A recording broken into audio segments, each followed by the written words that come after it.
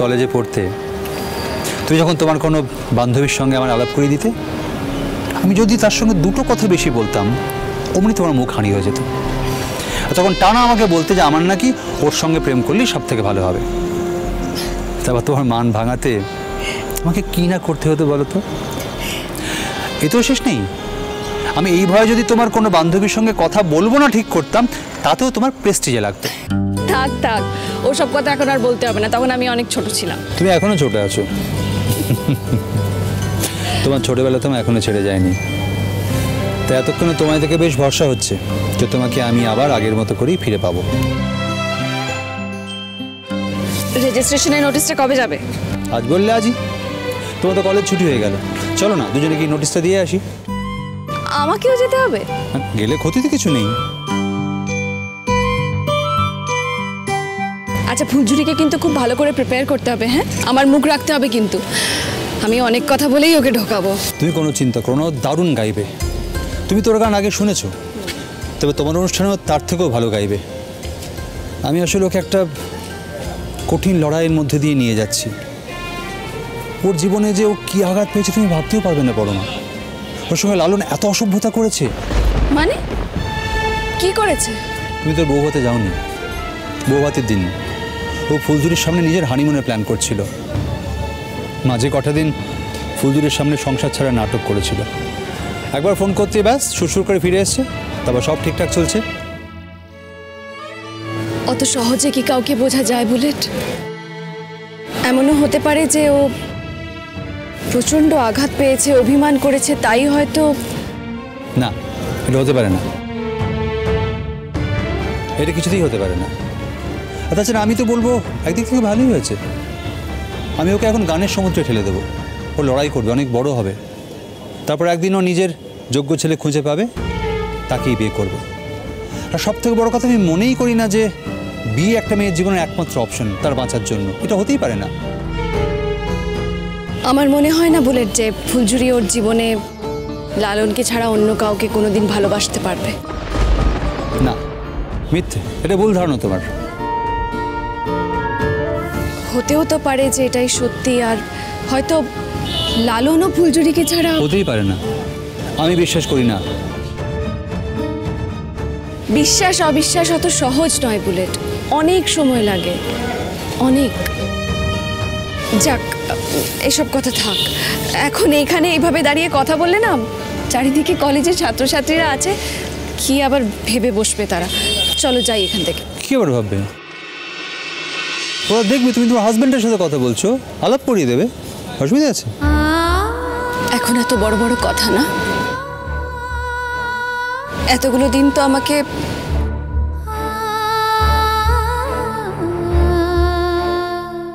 কি ব্যাপার, হঠাৎ চোখে জল কেন? আকাশ মেঘে পড়ে গেল কেন? জানো না, মেঘলা আকাশ আমার একেবারে পছন্দ নয়।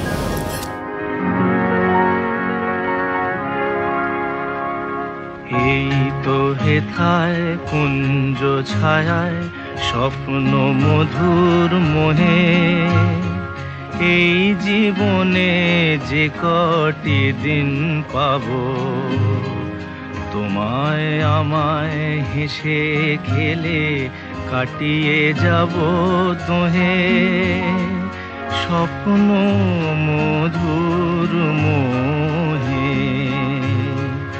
এই তো হেথায় কুঞ্জ ছায়ায় স্বপ্ন মধুর মোহে, এই জীবনে যে কটি দিন পাবো, তোমায় আমায় হেসে খেলে কাটিয়ে যাব দোহে।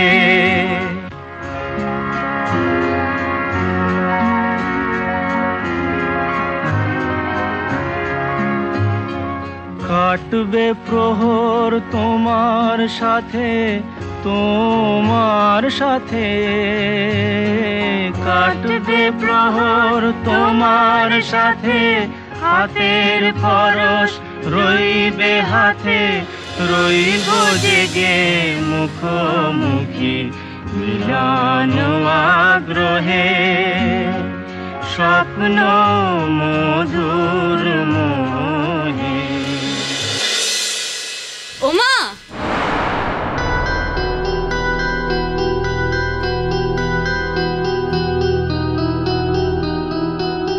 চড়ুই, ও মা, আমার মেয়েটা চলে এসছে। সকাল থেকে ঘর বার করছি তোর জন্য, কখন আসবি করে। এই বাড়ি থেকে তোকে নিতেও গেল না তোকে। এখান থেকে তো এইটুকুনি ওর বাড়ি, তাও নাকি আবার নিয়ে আসতে হবে।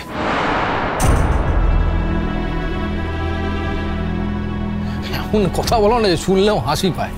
তোর হাসি পেতেই পারে, তাতে আমার কিচ্ছু যায় আসে না। আসলে কি বলতো, সমাজ, লৌকিকতা বলেও তো কিছু বিষয় থাকে।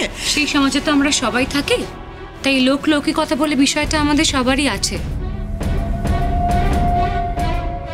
সেই সমাজে যেই মেয়ে বিয়ের আসরে ভয় দেখিয়ে কোণে বদল করে নিজে কোণে সেজে বিয়ে করে নেয়, সেই সমাজে সেই মেয়েকে আনতে গেলে লোক না পাঠালেও চলে। কমলিনী, আজ তো বাড়িতে একটা আনন্দের দিন। তোমার যদি এগুলো মেনে নিতে খুব অসুবিধা হয়, তুমি বাপের বাড়ি চলে যাও। মা,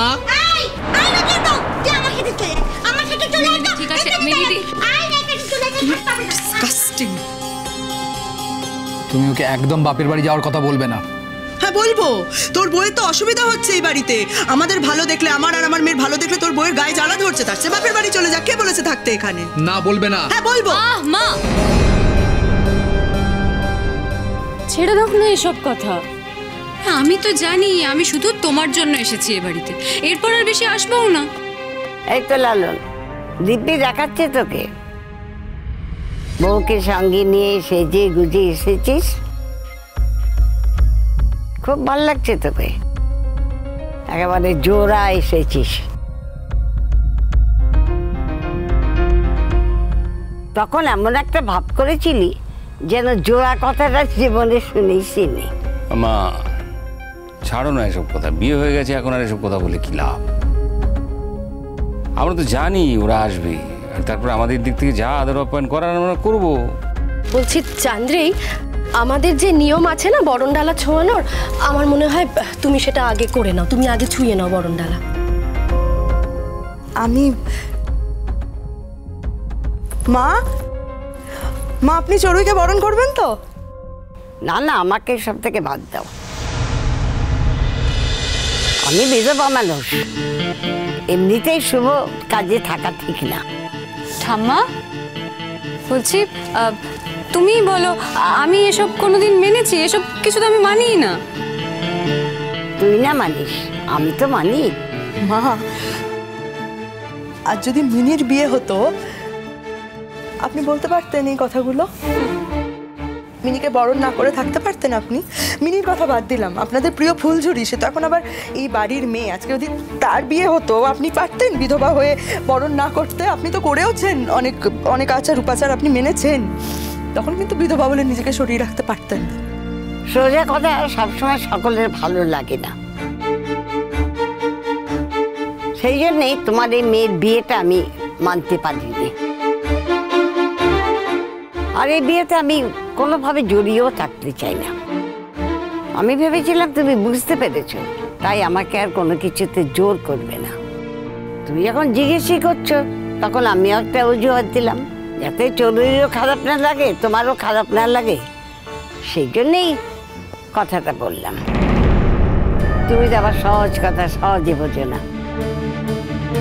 সেই জন্যই তোমাকে এরকম উদাহরণ দিয়ে বুঝিয়ে দিলাম, বুঝলে? বড় বৌমা, তুমি বরণ করে নাও। হ্যাঁ মা, চড়ুই যখন ওর স্বামীকে নিয়ে এসেইছে, তখন আমিই বরণ করব। আয় তো, আয় এখানে আয়। লালন, এদিকে এসো, আমি তোমাদের বরণ করব।